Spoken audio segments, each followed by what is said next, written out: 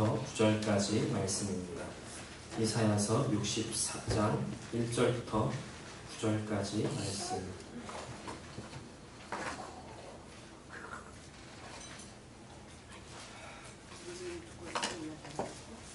제가 가진 구약성경 1045페이지입니다. 이사야서 64장 1절부터 9절까지 말씀.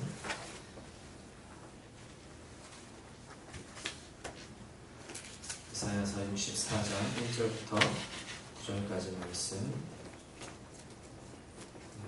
성경을 갖고 계신 분들은 성경책으로 찾아 읽으셔도 좋고요. 스크린이 준비되어 있으니까 함께 합독하도록 하겠습니다. 같이 읽겠습니다. 시작. 원하건대 주는 하늘을 가르고 강림하시고 주 앞에서 산들이 진동하기를 불이 섭을 자르며 불이 물을 끓임 같게 하사 주의 원수들이 주의 이름을 알게 하시며 이방 나라들로 주 앞에서 떨게 하옵소서.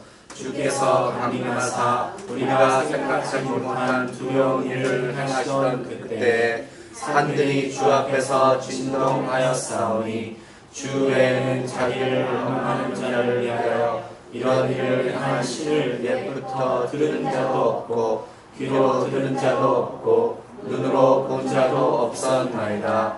주께서 기쁘게 공의를 행하는 자와 주의 길에서 주를 기억하는 자를 선대하시거늘 우리가 범죄함으로 주께서 진노하셨사오며 이 현상이 이미 오래되었사오니 우리가 어찌 구원을 얻을 수 있으리이까. 무릇 우리는 다 부정한 자 같아서 우리의 일은 다 더러운 것 같으며 우리는 다 쌀같이 시들므로 우리의 죄악이 바람같이 우리를 몰아가나이다. 주의 이름을 부르는 자가 없으며 스스로 분발하여 주를 붙잡는 자가 없사오니 이는 주께서 우리에게 얼굴을 숨기시며 우리의 죄악으로 말미암아 우리가 소멸되게 하셨음이니이다. 그러나 여호와여 이제 주는 우리 아버지이시니 우리는 진흙이요 주는 토기장이시니 우리는 다 주의 손으로 지으신 것이니이다.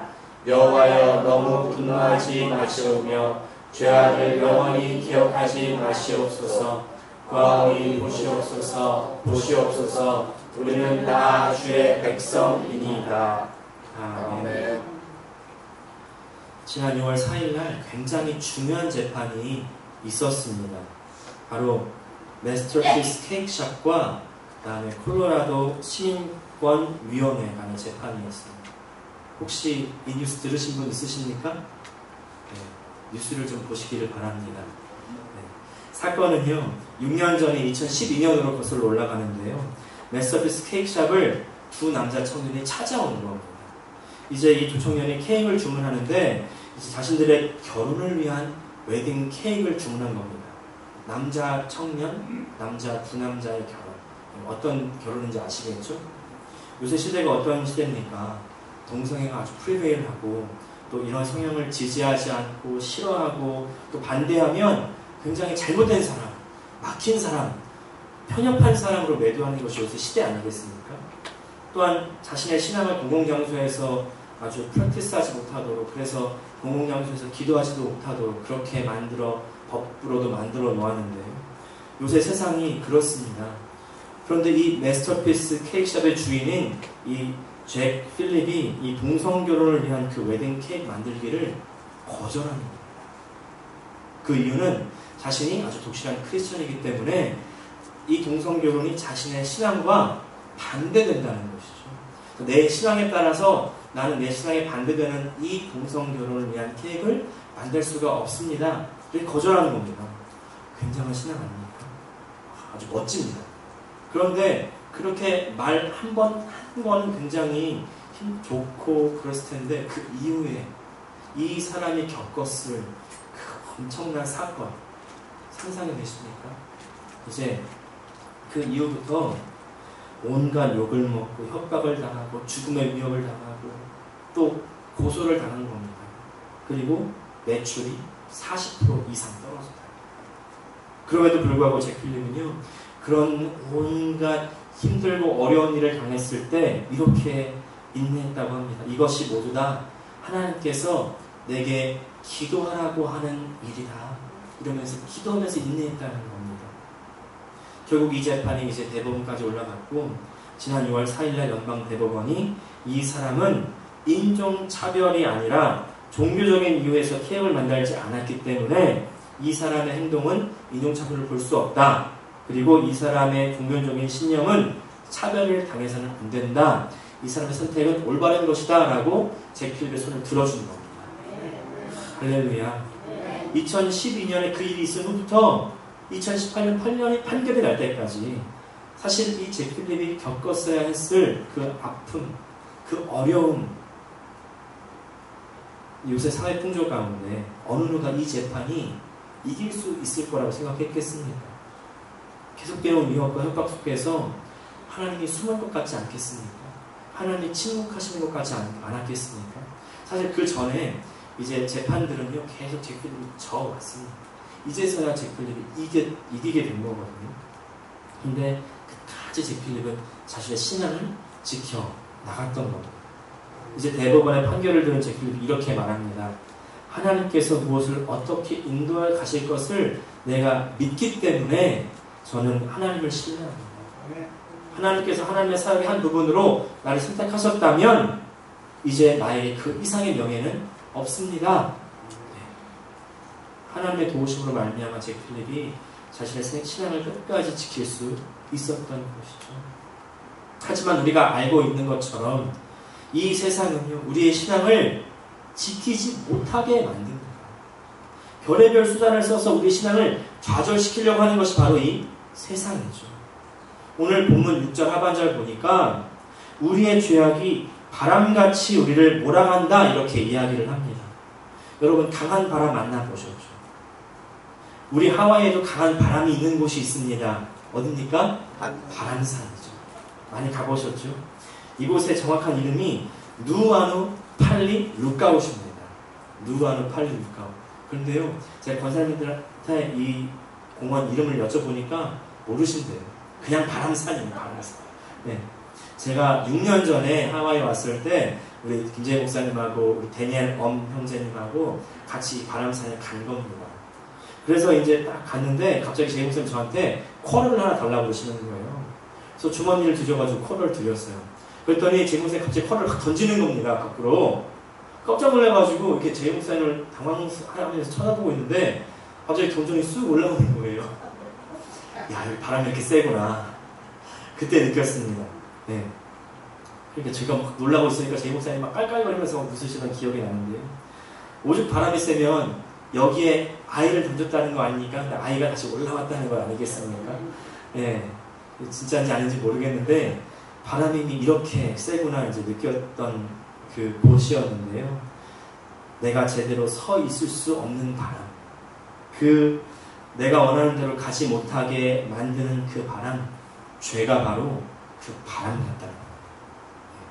세상은 다시 말해서 세상의 권세 잡은 이 어둠의 세력은 어떻든 그 힘을 발휘해서 우리를 신앙생활 하지 못하게 만들고 신앙에서 떨어지게 만들고 믿음에서 파산하게 만드는 겁니다. 이 힘은 우리를 압도하는 힘입니다. 어떤 누구도요 그 죄의 힘을 이길 수 있는 사람이 없습니다. 우리가 어찌할 수 없는 이 힘 때문에 성경은요 우리가 더러워졌다, 시든 잎사귀와 같이 떨어졌다 이렇게 이야기합니다. 6절 같이 한번 읽겠습니다. 시작. 무릇 우리는 다 부정한 자 같아서 우리의 의는 다 더러운 것 같으며 우리는 다 잎사귀같이 시들므로 우리의 죄악이 바람같이 우리를 몰아가나이다. 우리의 옷이 더러워졌습니다. 잎사귀가 시들어져서 떨어졌습니다. 질서에서 벗어나고 생명력이 다한 상태, 되돌릴 수 없을 것 같고 이제 끝난 것 같고 방법이 없는 것 같다고 여기실 수가 있겠죠. 근데 잘 생각해보면 더러워진 옷은 다시 씻을 수가 있죠. 그리고 잎사귀가 시들어 떨어졌지만 그 가지의 생명력을 양분을 공급하면 다시 잎사귀는 피어납니다. 나의 힘으로는 할 수 없지만 나를 씻는 분, 나에게 생명력을 공급해 주시는 분, 그분은 바로 하나님이신 줄 믿습니다. 바로 하나님, 어떤 하나님입니까? 강한 하나님입니다. 아무것도 할 수 없다고 느낄 때, 나의 죄악이 나를 압도해서 내가 다시 일어날 수 없다고 느낄 그때 우리가 기억해야 할 것은 강하신 하나님께서 나와 함께 계시고 나를 위하신다는 사실입니다. 1절부터 3절까지 다시 한번 읽겠습니다. 시작. 원하건대 주는 하늘을 가르고 강림하시고 주 앞에서 산들이 진동하기를 불이 섭을 사르며 불이 물을 끓임 같게 하사 주의 원수들이 주의 이름을 알게 하시며 이방 나라들로 주 앞에서 떨게 하옵소서. 주께서 강림하사 우리가 생각하지 못한 두려운 일을 행하시던 그때에 산들이 주 앞에서 진동하였사오니. 우리 하나님은 강하십니다. 우리 하나님이 강림하시면 온 세상이 두려워 떤다는 겁니다. 온 땅이 진동한다는 겁니다. 하나님이 임하시면요, 우리의 문제도 떱니다. 하나님이 임하시면 어둠의 세력들은 그 힘을 발휘하지 못합니다. 그 모든 힘을 잃어버립니다.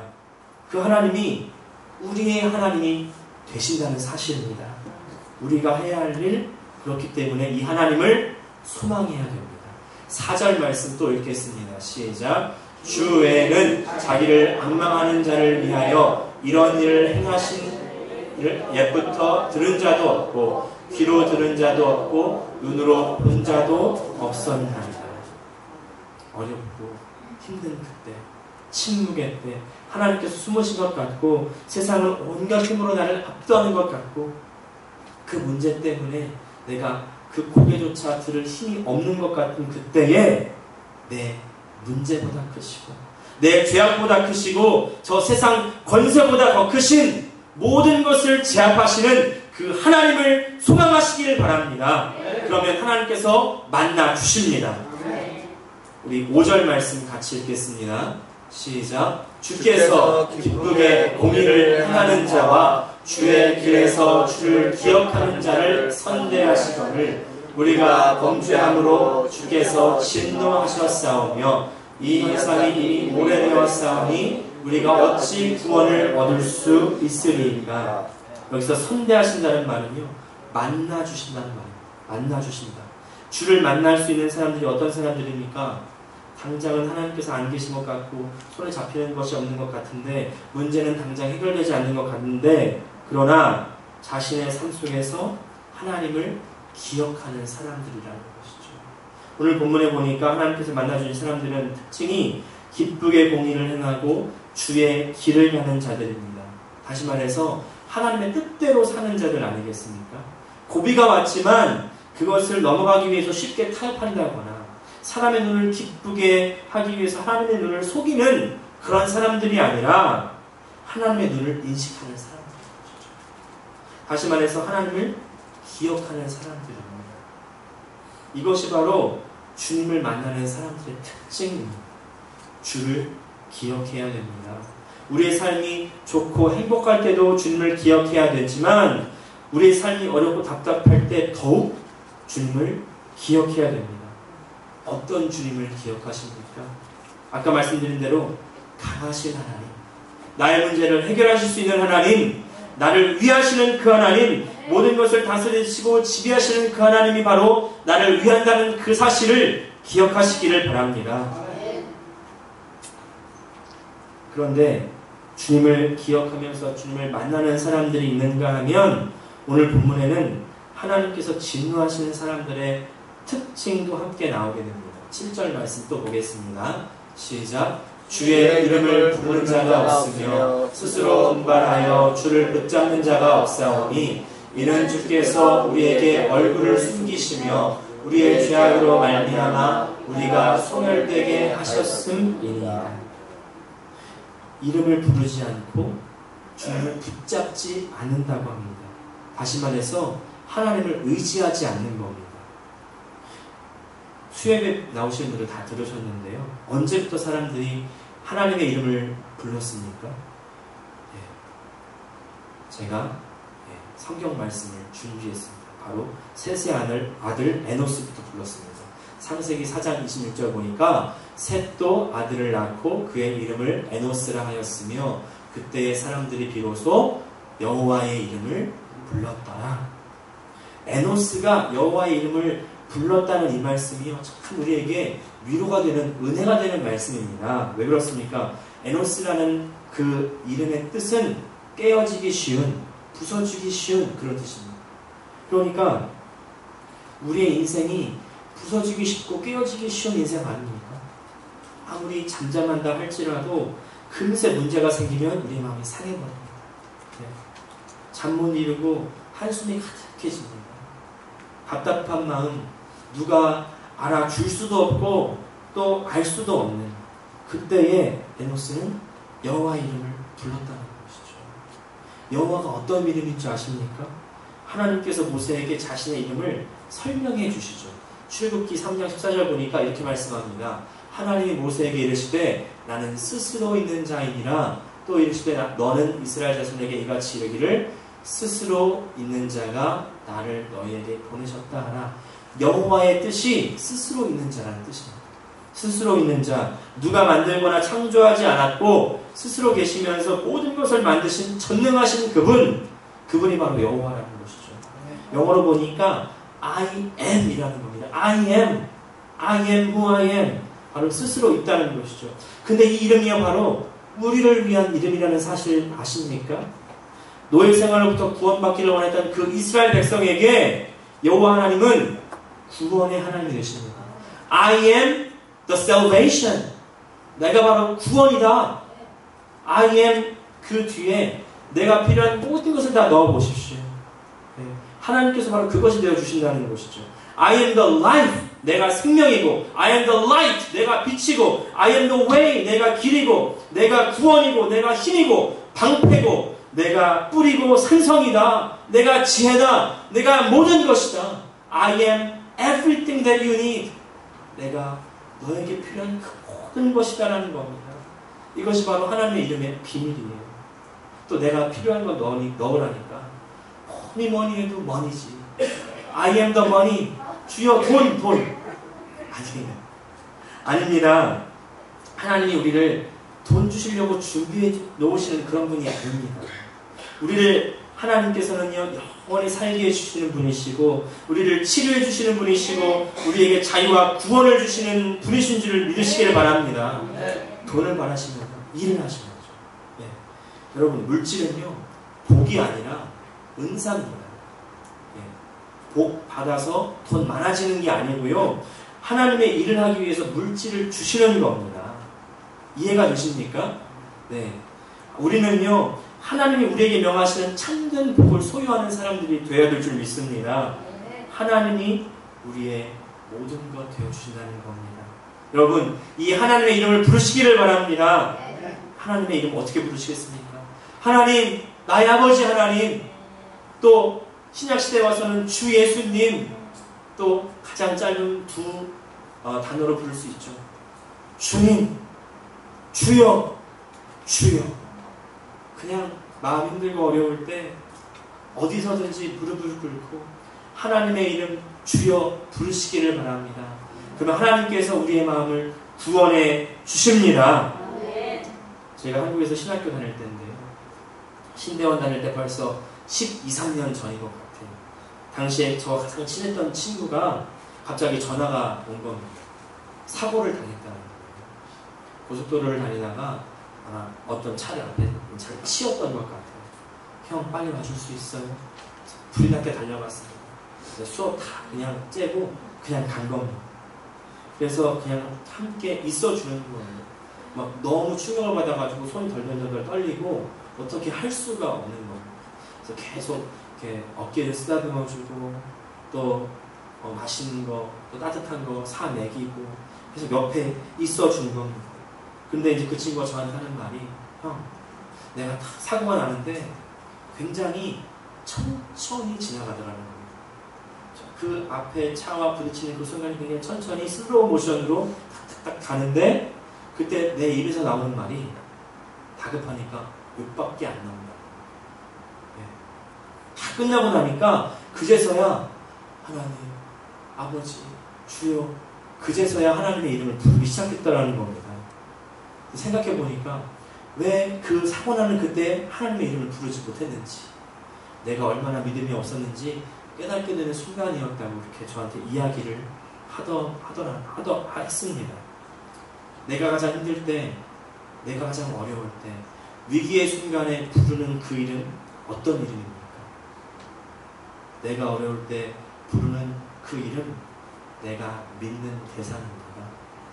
힘들고 어려운 상황 속에서 주님의 이름을 부르시기를 바랍니다. 그것이 바로 하나님을 향한 우리의 믿음입니다. 저 하나님의 이름을 부르지 않고 붙잡지 않고 의지하지 않는 그 믿음 없는 사람, 어리석은 사람처럼 되지 않으시고 주의 이름을 부르셔서 그 어떤 상황 속에서도 구원을 얻으시는 저 여러분 되시기를 축원합니다. 로마서 10장 13절 입니다. 제가 읽겠습니다. 누구든지 주의 이름을 부르는 자는 구원을 받으리라. 주님의 이름을 부른다는 것은요, 주님과 관계가 있다는 것이죠. 주님과 친근한 관계가 있다는 것.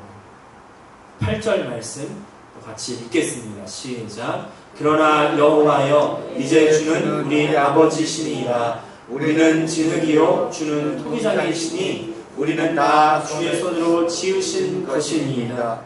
하나님과 어떤 관계가 있으십니까? 하나님께서 우리를 지으셨습니다. 만드셨습니다. 하나님은 다만 우리의 근데 창조주에 그치는 것이 아니라 우리의 아버지가 되신다는 것이죠. 우리의 아버지. 하나님의 우리의 아버지가 되신다는 사실이 우리에게 왜 중요합니까? 하나님 우리의 아버지가 되시면 우리의 신분이 바뀌기 때문이죠. 내가 하나님이 아버지가 되면 내가 바뀌는 거예요. 한국 드라마 잘 보시죠?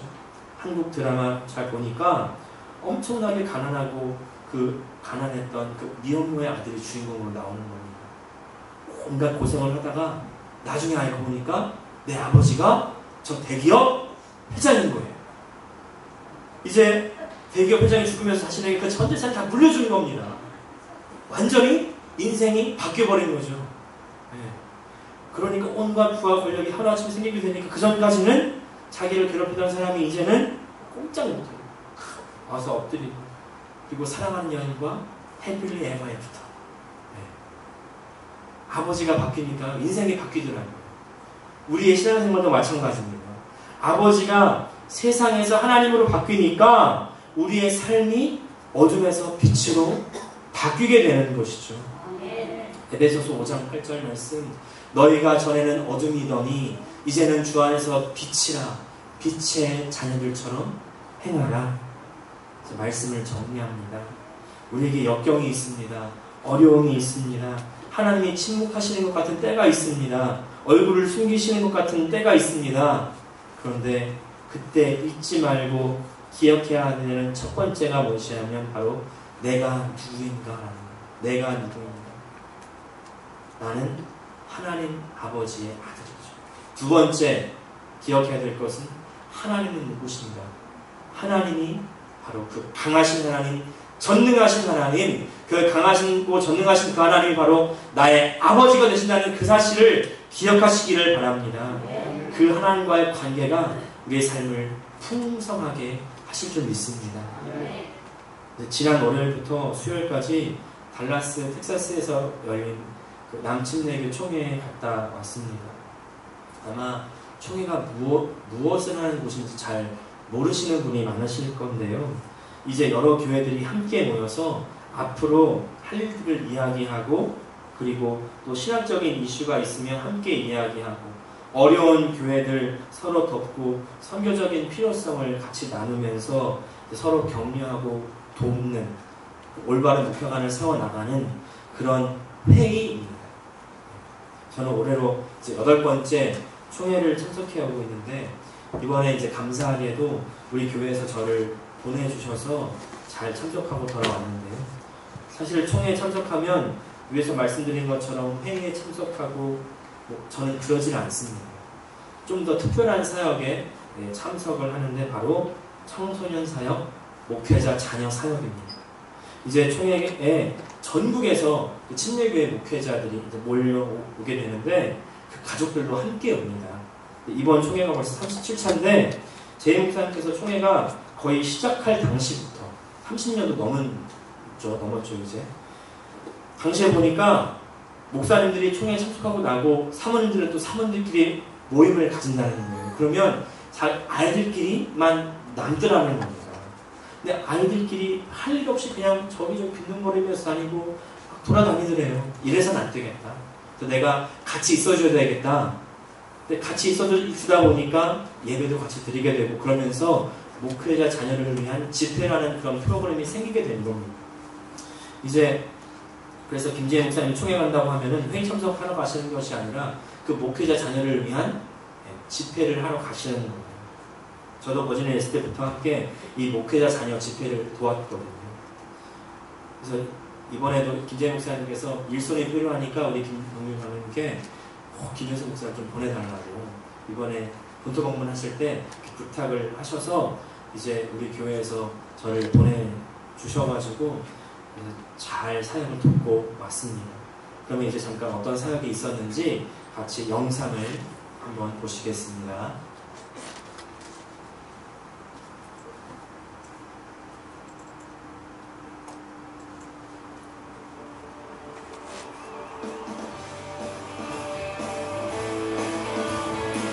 이번에 최대 규모로 참석을 했는데 보통 한 600명, 700명 정도 모이시는 분들이 이제 1000명 정도 넘게, 1000명 훌쩍 넘게 모이셨습니다. 뉴스 아이들만 200여 명이 넘게 참석을 했습니다. 목회자 자녀들이 함께 모이면 첫날에는 참 시큰둥합니다.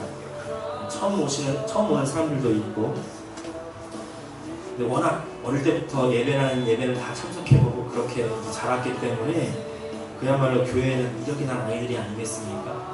그래서 이제 이 아이들이 처음에 예배에 집중하기가 굉장히 어려운데 이제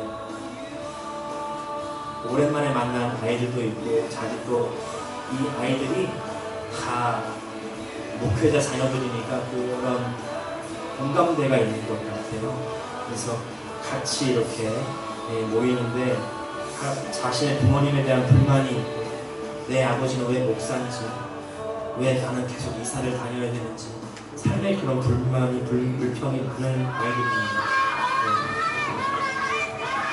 하나님이 보이지 않는 것 같고 침묵하시는 것 같고 그런 이 아이들이 이제 함께 모여서 서로 떠들면서 저렇게 장기자랑도 하면서 이렇게 마음이 열려가는 겁니다. 형들, 누나들의 그런 감정을 들으면서 변하기 시작합니다. 그러면서 하나님 아버지가 누구신지를 다시 깨닫게 되고 자신의 아버지, 자신의 가족이 하는 그런 사역이 어떤 사역인지를 다시 깨닫게 되면서 치유와 회복이 일어나는 거예요. 그렇게 위로의 눈물, 또 치유의 눈물, 만남의 눈물, 감사의 눈물이 매일 저녁을 덮습니다. 갈 때마다 그곳에서 목회자 자녀들이 함께 모여서 찬양하고 이렇게 또 떠들면서 또 말씀을 들으면서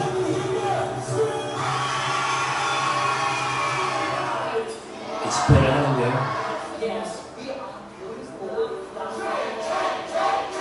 아주 열정적으로 이제 목사님께서 온 몸이 다 땀으로 젖도록 저렇게 하시는데 열매가 있습니다. 신기한 게 목회자 자녀라고요. 그냥 예수를 믿는 게 아닙니다. 30명의 목회자 자녀들이 예수님을 영접하고요. 45명의 자녀들이 선교사와 목사가 되기로 작정을 한 겁니다. 근데 갈 때마다 저렇게 열매들이 생깁니다.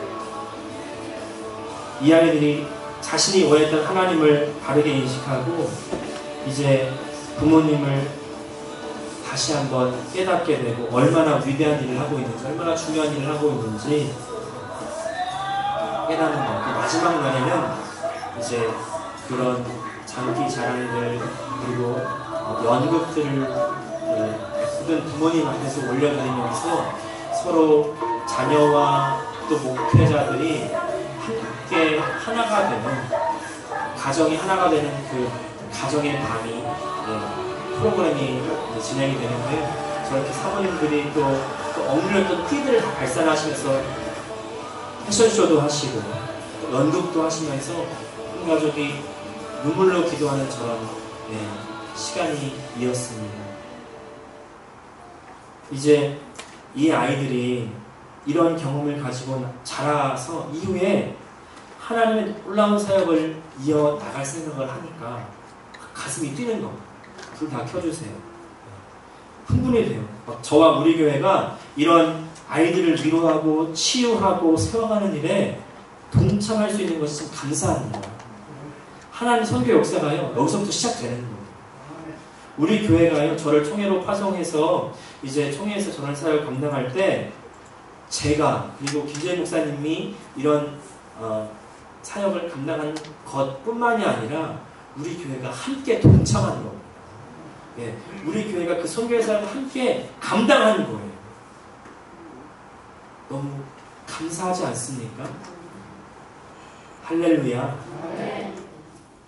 이 아이들이요, 그 하나님 아버지가 누구이신지 또 자기 아버지가 누구인지가 회복이 되니까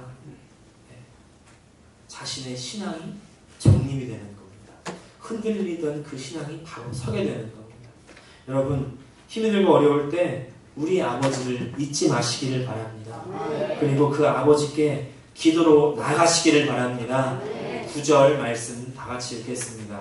시작. 여호와여, 너무 분노하지 마시오며 죄악을 영원히 기억하지 마시옵소서. 구하오니 보시옵소서, 보시옵소서. 우리는 다 주의 백성이니이다. 보시옵소서, 보시옵소서. 우리가 주의 백성입니다. 내가 주의 아들입니다. 내가 주의 딸입니다. 하나님이 우리 아버지입니다. 기도하시겠습니다. 우리 이 시간 다 같이 한번 통성으로 같이 기도하실 때, 하나님, 내가